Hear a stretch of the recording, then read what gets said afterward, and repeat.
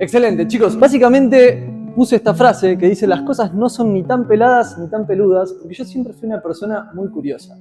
En la facultad me pasó, más que nada con las cosas que me interesan, fui curioso, por supuesto. Entonces en la facultad me pasó estudiando entrenamiento, una de las materias, que empecé a hacer muchas preguntas. Y ustedes saben que con el mundo de entrenamiento, la nutrición, no hay nada concreto. En nutrición algunos son keto, otros son así, esto es así, y todos tienen razón. O por momentos parece que todos tienen razón. Entonces yo entre mis preguntas, llegué a que el profesor me frene el carro y me diga: pibe, necesito seguir una clase. Y las cosas muchas veces no son ni tan peladas ni tan peludas. Entonces, entre todas esas cosas que hice para ver por dónde era mi camino, una de ellas fue hacer el curso de guardavidas. En el curso de guardavidas me rompí estudiando, entrené un montón, corrí un montón. Dije: listo, acá lo doy todo. Entonces corriendo era uno de los más rápidos, nadando también. Estaba yendo al 100 en todo lo que hacía. Eso hizo después que las caídas sean más fuertes, así que ahora se van a enterar de eso también.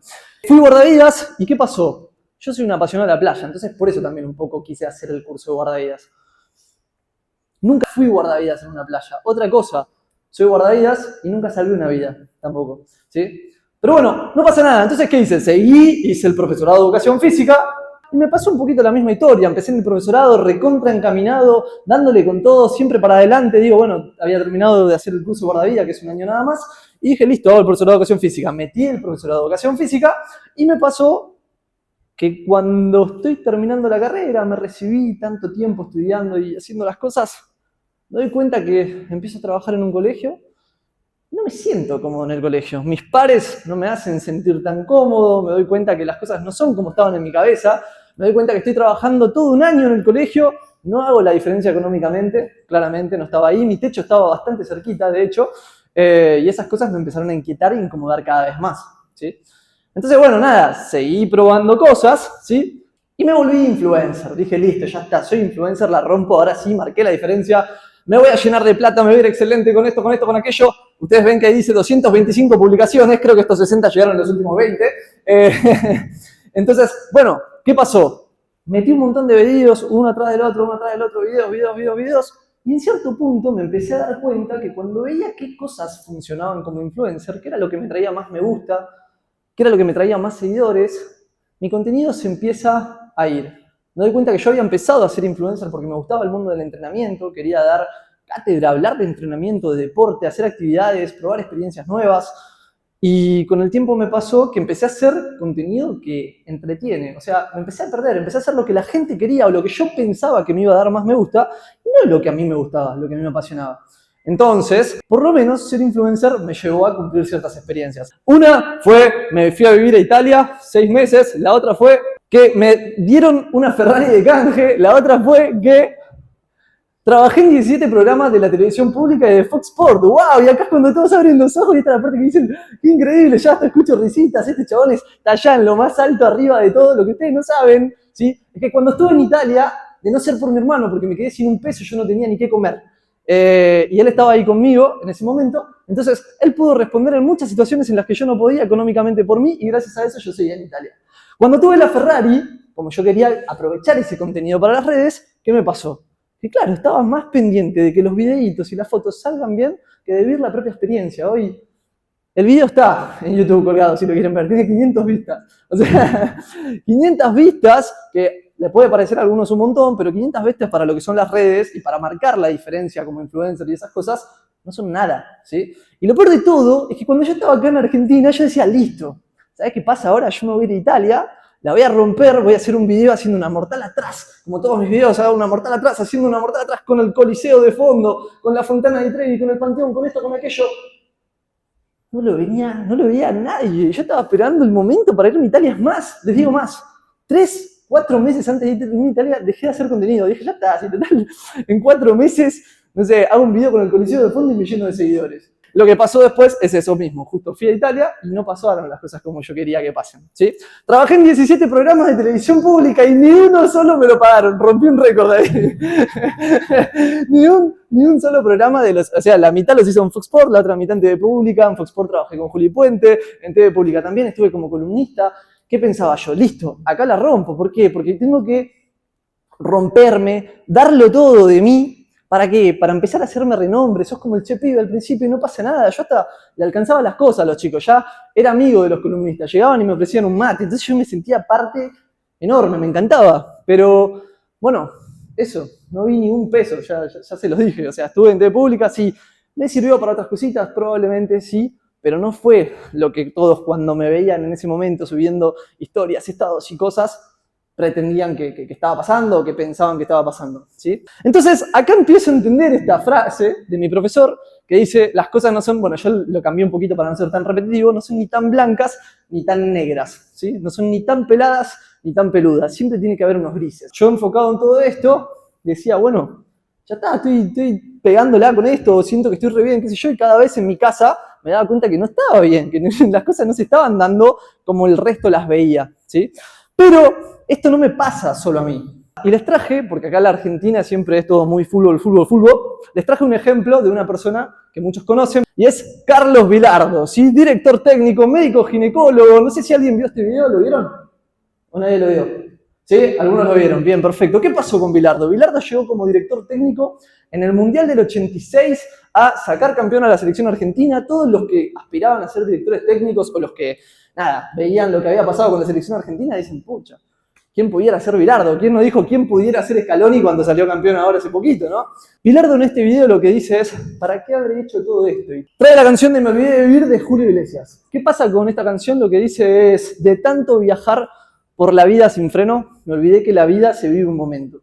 De tanto ir por la vida queriendo ser el primero, me olvidé de vivir. Entonces sí, claro, si a Vilardo le pasa, bueno, dije, es normal que a mí también me pase. La vida es una cuestión de perspectivas. Acá está lo pelado y allá está lo peludo, ¿sí? Lo importante en la vida justamente es eso, es aprender, ¿sí?, a mirar las cosas con perspectiva.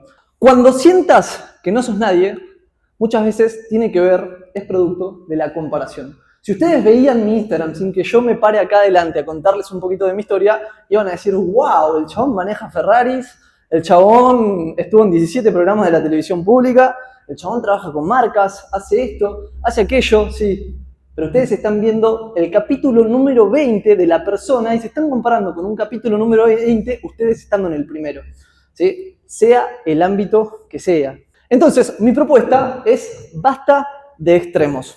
No tenemos que ser los mejores en todo aquello que nos propongamos. Lo importante acá está en conectar con el presente. O sea, cada vez que quieras iniciar algo nuevo, un proyecto, emprender una actividad, lo que sea, tené en cuenta, ¿sí?, que hay un camino en el medio para llegar a eso. Si yo estoy en el capítulo 20, mi camino fue el capítulo 1, el 2, el 3, el 4, el 5, el 6, y así como hay cosas negativas de todos esos capítulos, hay cosas muy positivas.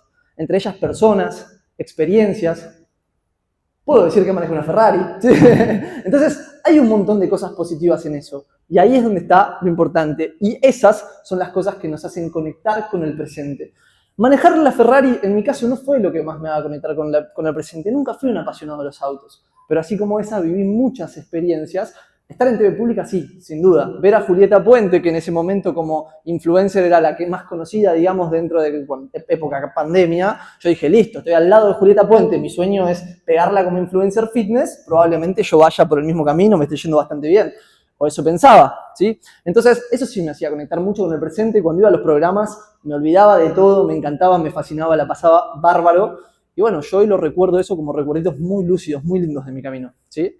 Todas esas cuestiones que dispararon las redes nos llevan a frustración y ansiedad. Cuando nosotros hablamos de comparación, la comparación muchas veces es algo de esta época, ¿sí? Y en esta época es cuando más ocurre esto, porque en las redes estamos constantemente siguiendo a las personas que son buenas en esos ámbitos en los que a nosotros nos gustaría ser buenos.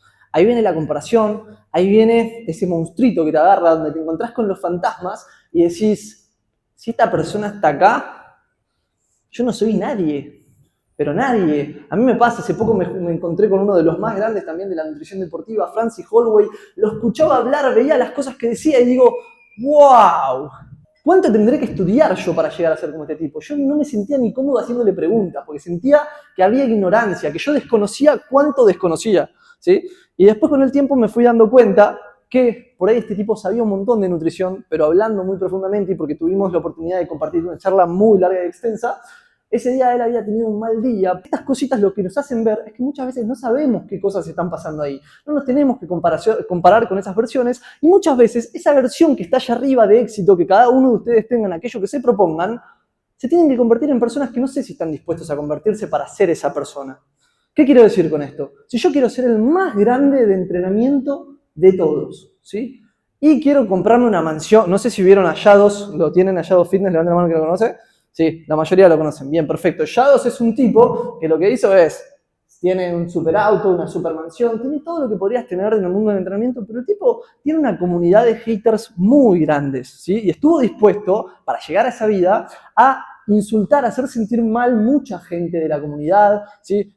Había muchos comentarios gordofóbicos en su discurso, ¿sí? Que hacía que los suyos sean más suyos, pero apartaba todo el resto, ¿sí? Entonces, yo no sé si yo estaría dispuesto a, por llegar a lo más alto, pagar el precio que tiene que pagar él, ¿sí? Entonces, ahí es donde empiezo a conocer y empiezo a entender un poco más, porque yo soy muy racional, como les dije al principio, y no podía entender que las cosas a veces no sean ni tan peladas ni tan peludas. Yo quería que sean peladas o peludas, no sé, pero necesito una respuesta. Ahí entendí que hay grises. Ahí entendí que algunos tienen el pelo más largo y otros tienen el pelo más corto. Ahí entendí que las cosas no son ni tan peladas ni tan peludas. Mi querido entrenamiento entra acá, y a lo que yo me dedico y por qué les vengo a traer un poco esto. A mí lo que me sacó de todo esto fue un poco el entrenamiento. No les quiero enumerar cada una de las cosas que el entrenamiento tiene como ventajas o como beneficios, porque sé que lo encuentran en cualquier lado. Sé que entran a las redes, a ChatGPT, a Instagram, a lo que sea, y van a encontrar un montón de gente hablando cuáles son las ventajas del entrenamiento, ¿sí? Pero les quiero hablar algunas de las cositas que siento que en esta época son cruciales y que el entrenamiento es una de las cuales se considera el factor más contundente, en los que más nos podría ayudar, ¿sí? El entrenamiento es una de las formas más efectivas para combatir la depresión y ansiedad que el mundo actual nos genera, y lo que provoca es, bueno, liberación de dopamina, serotonina a nivel endocrino, hormonal, sí, un montón de cambios que nos ayudan en todas estas cuestiones que nos van pasando. La ansiedad que nos dispara todo esto, la comparación y todo ese tipo de cosas. Entonces nosotros, con el entrenamiento, vamos a lograr fisiológicamente ya estar atacando cada una de estas cuestiones. El tema del cortisol también, me había olvidado un cachito de eso, el tema del cortisol también es muy importante, ¿sí? Si nosotros en esta sociedad, el problema del cortisol no es justamente no tener cortisol. Todos tenemos cortisol y en cierta medida es bueno. Lo importante es no tenerlo elevado todo el tiempo y constantemente a lo largo del tiempo. El entrenamiento nos ayuda a reducir ese cortisol.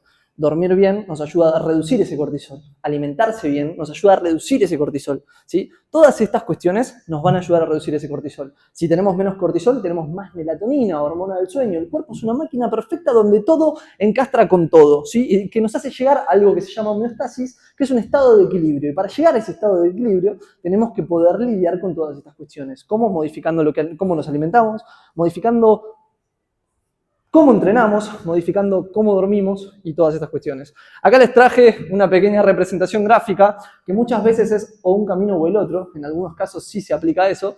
Si nosotros empezamos a entrenar la fuerza, empezamos a ver la vida con un poco más de perspectiva y nos permitimos vivir el momento, o si ustedes prefieren y quieren seguir en la misma rueda, porque cuando nosotros tenemos mucha dopamina, como nos los causan las redes sociales, nos empieza a inhibir algo que es la serotonina, y ahí se empieza a complicar. Y la serotonina es la que nos da la felicidad más prolongada a lo largo del tiempo. Entonces, reducir consumo de redes sociales, otro factor importantísimo en esta sociedad, no solo por el hecho de la comparación, no solo por el hecho de las cuestiones endocrinas y hormonales, sino, chicos, porque les arruina tiempo de vida donde pueden estar construyendo procesos.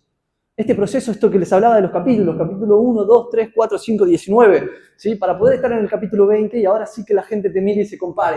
Y ahí es donde viene la depresión, comparación, ansiedad, demás. Tenemos ahora sí lo que son el círculo virtuoso y el círculo vicioso. Este es un concepto que a mí me gusta charlar mucho porque yo lo vivo muy de cerca. Cada vez que convenzo a una persona de que empiece a entrenar o de que empiece a hacer algo por sí misma, ¿sí? Que se empiece a preocupar por la salud, me doy cuenta de lo siguiente. Si yo te hago entrenar, vas a estar más cansado. Si estás más cansado, vas a dormir mejor. Recordemos que el sueño tiene sueño liviano, sueño REM, sueño pesado. Si pasas mayor parte del tiempo en sueño pesado, vas a tener un mejor estado de ánimo al otro día. Vas a estar mucho más lúcido, tu función cognitiva va a estar mucho más arriba, ¿sí? Y eso después nos va a hacer que tomemos mejores decisiones, que razonemos mejor las cosas. Por ende, probablemente si querés mejorar tu alimentación, te va a ayudar. O mismo en el entrenamiento. Aumentaste las cargas y llega un punto que ya no podés aumentar más. ¿Cómo hago? ¿Qué nafta le estoy dando a mi cuerpo? ¿Le estoy dando hamburguesa o le estoy dando...? Bien, perfecto. Ahí es donde viene el entrenamiento y donde la alimentación me va a ayudar también a todo esto y que todo esto sea cada vez más positivo. Este círculo no termina nunca, ¿sí? Por eso también las cosas no tienen que ser tan peladas ni tan peludas. Si nos vamos a un extremo, estamos en problemas, ¿sí? Una escala de grises. Y después tenemos el círculo vicioso. Pasa exactamente lo mismo. Si yo me alimento mal, voy a estar mucho más cansado, voy a tener menos niveles de energía por cuestiones lógicas, ¿sí? Si tengo menos niveles de energía, mi cortisol se va a elevar. Si tengo un cortisol muy elevado, se inhibe la melatonina, que es la hormona que nos da sueño, ¿sí? Acá como el amigo que está bostezando. Bien, se inhibe la melatonina, entonces ¿qué pasa? Voy a tener un peor sueño, si tengo un peor sueño, por ende voy a tomar peores decisiones, me voy a alimentar mejor, me voy a alimentar peor y demás, ¿bien? Acá, esta se la voy a leer porque me parece súper importante como está acá. Las cosas son grises y en ese gris está la libertad para decidir cómo querés vivir. Yo a veces me pregunto si ya encontré el camino definitivo en el entrenamiento o si solo sigo porque me hace estar presente. Ahora, porque quizás mañana ya no. Capaz a Viole antes vender bikinis le hacía estar presente y hoy ya no. Capaz a ese antes la barbería le hacía estar presente y hoy ya no. ¿Sí? Entonces, la vida es cambiante todo el tiempo. Ustedes con el autoconocimiento, conociéndose ustedes mismos, van a encontrar su brújula y aquello que los haga caminar. Porque lo importante acá no es la meta, sino el camino. Si lo hacen, no les prometo fama ni una Ferrari. Les prometo que van a sentirse un poco más dueños de su vida, que van a llegar a viejitos y no se van a haber arrepentido de nada, como el pobre Bilardo. Como parte de ese círculo virtuoso, cuando te vuelvas bueno en lo que sea que hagas, van a aparecer las personas que te ayuden a potenciarte. Y vas a tener más conexiones reales que inevitablemente te van a llevar a donde tenés que estar. Y acá pasame 2 diapositivas medio rapidito, porque el único lugar donde tenés que estar es el momento presente, ¿sí? Y, paso diapositiva, el único lugar donde tenés que estar es el momento presente. Muchas gracias. ¿Hay alguna pregunta para Valen? ¿Cómo haces con el tema de tener seguidores y demás? ¿Cómo te diste cuenta a dónde tenías que apuntar? A mí me pasa que tengo mi Instagram, soy personal trainer, Sí. y me di cuenta que le gusta más, por ejemplo, los reels de chistes, de humor. Bien. A mí también me gusta más el tema de ayudar emocionalmente a través de mi experiencia, ansiedad y demás. Obviamente no soy psicóloga ni nada, pero me gusta ayudar en ese sentido. Digo, bueno, le gusta más el humor y tengo que hacer más humor. Sí me gusta, pero me gusta más lo otro también. Mirá. Bien. Hola, ¿escucharon todos más o menos la pregunta de ella? ¿La repito? Bien, perfecto. Bueno, no hay una fórmula para eso. Yo tengo anotadas algunas frases que cuando me desvío del camino me vuelven a centrarme en eso. Muchas veces me pasa que me pierdo y me sigo perdiendo. Probablemente toda la vida te sigas perdiendo. Probablemente tengas momentos donde te enganchas más con una actividad que antes no te gustaba, entonces ahora esa actividad se está robando más parte de tu tiempo. Probablemente tengas momentos donde conoces a una persona y le estás empezando a diversificar un poco los tiempos hasta que volvés a ver cuál es el punto justo entre mezclar entre esa persona o lo que estás haciendo. Probablemente tengas momentos en donde la familia te requiere además. Yo hace poquito tuve una cirugía de cadera a mi papá y tuve que estar ahí presente para acompañarlo y acercarle la comida y darle una mano con lo que sea, y en esos momentos también me pasaba que me olvidaba de mis objetivos y que estaba la cosa dejada mucho tiempo y que los números no caminaban. Entonces te van a pasar 1000 cosas que te hagan desviarte del camino. Lo importante y lo que va a determinar si vas a tener éxito en la vida es eso, es la cantidad de veces que vos puedas volver a ese camino.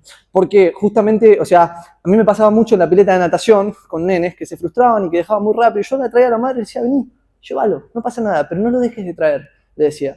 El nene volvía a la pileta y la segunda vez que volvía le pasaba lo mismo. Le tiraba el agua, se mojaba, se ponía a llorar, se iba. Listo, perfecto.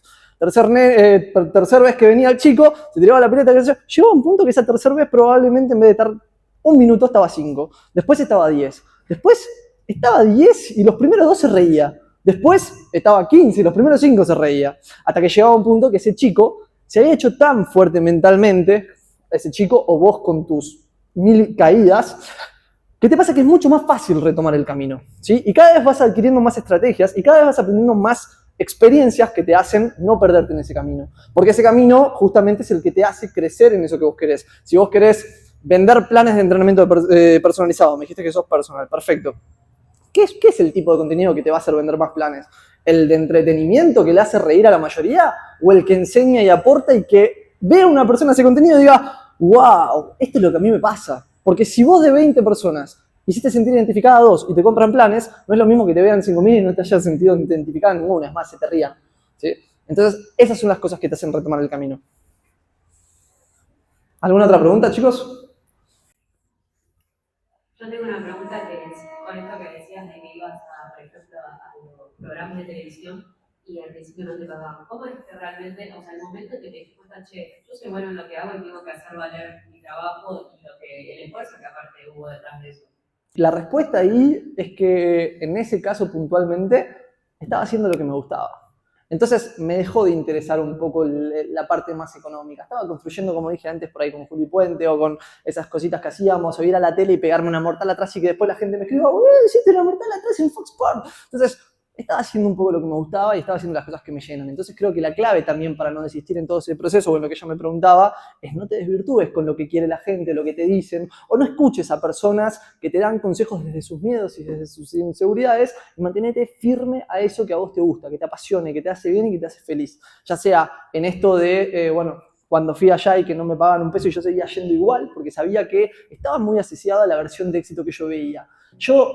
Alguien que a mí nunca me llevó a ver y que para mí fue una persona súper importante en mi vida fue mi abuelo, mi nono. Y a mí él nunca me llevó a ver en la tele. Yo al final, cuando estaba con mi nono, me daba cuenta que él ya estaba mucho más sensible. Y que cualquier cosa que yo le contase, en el profesorado me dijeron esto, aquello, como que le hacía ya más ponerse sentimental, ¿viste? Y esas cosas. Él nunca me llevó a ver en la tele. Y para mí, que él me vea en la tele hubiese sido mi versión de éxito más arriba que había. Entonces yo lo seguía haciendo porque me gustaba lo que pensase él. Me gustaba pensar que cuando yo llegaba a mi casa, mi vieja me reciba y diga, wow, qué lindo esto que dijiste, esto que pasó. Entonces aprendí a llenarme de otras situaciones, porque si estaría pensando siempre en esto de lo económico, de ir más allá, estaría persiguiendo la Ferrari y probablemente en eso me hubiese desviado de nuevo de mis objetivos. Ni tan peladas ni tan peludas, grises.